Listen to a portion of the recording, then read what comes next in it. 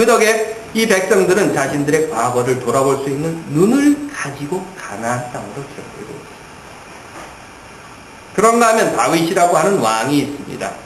이 왕은 더 이상 자기가 삶의 길을 갈 수 없다고 하는 것을 깨닫게 되었을 때에 아들 솔로몬을 조용히 불러서 이렇게 이야기해요. 내가 이제 세상 모든 사람들이 가는 길로 가게 되었다. 그러니 너는, 내 아들아, 너는 힘써 대장부가 되고 내 하나님 여호와의 명을 지켜서 그 법과 율례, 모세의 율법을 꼭꼭 잘 지켜라. 그렇게 하면 내가 형통할 것이다.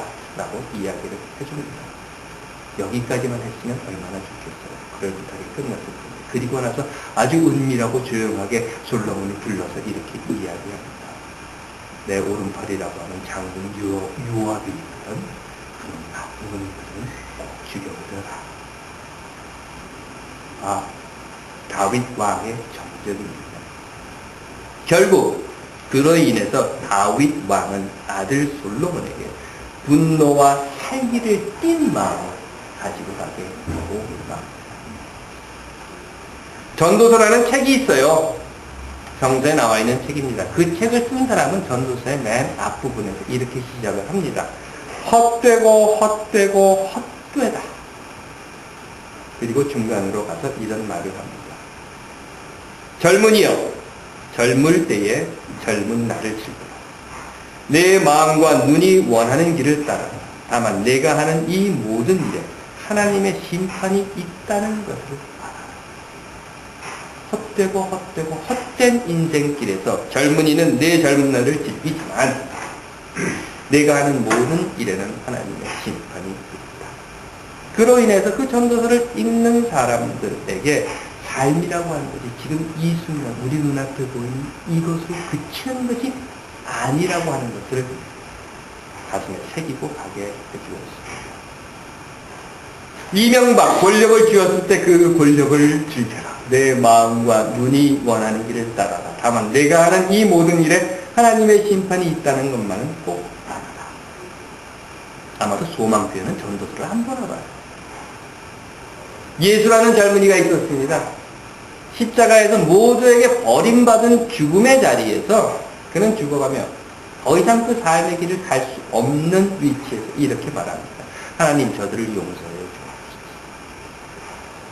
그로 인해서 예수는 제자들에게 용서와 사랑을 가지고 갈 수 있게 해주었고 기독교는 예수의 사랑에 대한 기억을 먹고 오늘날까지 자라왔습니다. 함석헌 옹께서는 1974년이에요. 박정희의 유신 독재가 극에 달하면서 그에 항거한 기억나시는 분들도 계실 겁니다. 교수, 학생, 언론인, 종교인, 노동자, 시민들이 긴급조치라고 하는 이름으로 수없이 구속되었습니다.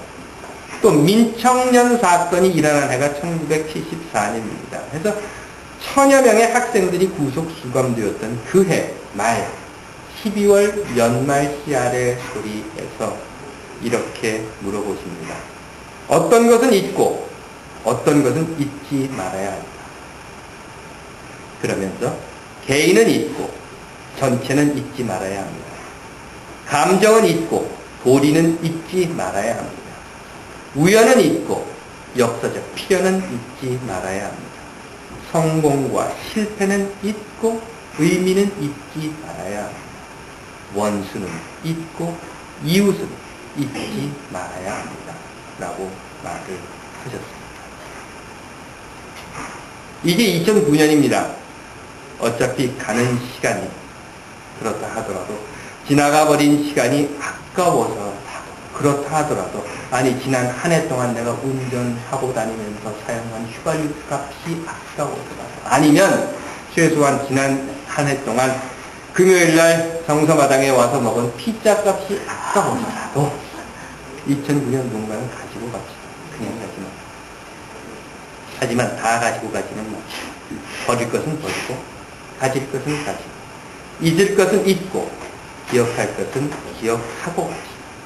그리고 이제 한 걸음 더 내딛어 봅시다. 내가 버리고 내가 가지고 갈 것에서 한 걸음 더 나가서 나는 나와 함께 세상을 살아가는 이웃들에게 무엇을 버리고 가고 무엇을 가지고 가게 해줄 수 있을까? 하는 것에 대해서 생각해 봅시다. 저는 오늘 이 이야기 앞부분에서 산날과 살날에 대해서 말씀을 드렸습니다. 그러면서 이렇게 22개를 들었어요. 그리고 시작과 끝을 정했습니다. 그러면서 왼손을 점점 끝으로 가는 모습을 보여드렸습니다. 그런데 제가 이거를 해보다 보니까요, 문제가 있어요.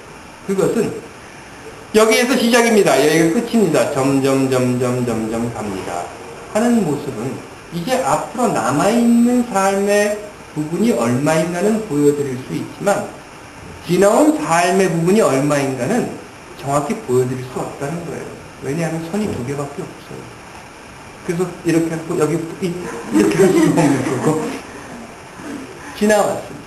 그래서 제가 생각을 해봤어요. 하나님 왜 손을 2개만 만들어 놓으셨습니까? 하나 더 있으면 시작이 여기입니다. 끝이 여기입니다. 그리고 손 하나가 여기서 나와서 갑니다. 그러면 금방 눈에 보일 텐데. 아마 하나님께서는 손을 2개만 만들어 주신 것이 지나간 시간들에 대한 그 부분에 집착하지 않게 하시기 위함이 아닌가 생각했습니다. 지나간 것은 얼마인지 대략은 알겠지만 그건 안 보여요. 앞으로 남은 것이 얼마인가는 눈에 분명히 보일 수 있게 해주신 하나님입니다. 하나님께서 사랑하시는 여러분, 지난 것보다 더 중요한 것은 남은 것입니다. 언젠가 제가 제 글에서 이런 이야기를 했던 기억이 있습니다. 2차 세계대전 당시에 유대인 수용소 소장이었던 아몬게트의 딸 모니카의 이야기예요. 그는 이렇게 말합니다. 내가 과거를 바꿀 수 없다면 미래를 위해 무언가는 해야 한다. 이제 2010년이 바로 이틀, 사흘, 나흘 그 다음입니다. 예전에 여기에서 함께 수고해 주시고 기도하며 눈물을 흘리고 또 하나님의 나라를 위해 애썼던 주방 아주머니께서 이 말은 절대 하지 말라고 하셨습니다. 그래서 2008년 마지막 일요일에 딱 한 번만 했습니다. 이 말 들으면 소화가 안 되신다고요. 그런데 이제 2009년의 마지막 일요일인지라 또 주방 아주머니도 안 계신지라 제가 여러분들께 2009년의 마지막 한 번 이 말씀을 드리려고 합니다. 2009년 버릴 것은 버리고 가질 것은 가지고 갑시다. 그리고 내가 무엇을 가지고 가든지 2010년은 내가 먹은 밥이 아깝지 않은 삶이 되도록 합시다. 기도하겠습니다. 하나님, 금년 2009년을 보냅니다. 내가 2010년은 무엇을 가지고 갈지 우리 마음속에 정하지 못했다 하더라도 다만 내년 2010년에 2009년에 버렸던 것들을 다시 들고 다니지 않게 하옵소서. 우리 가슴을 열고 기도합니다.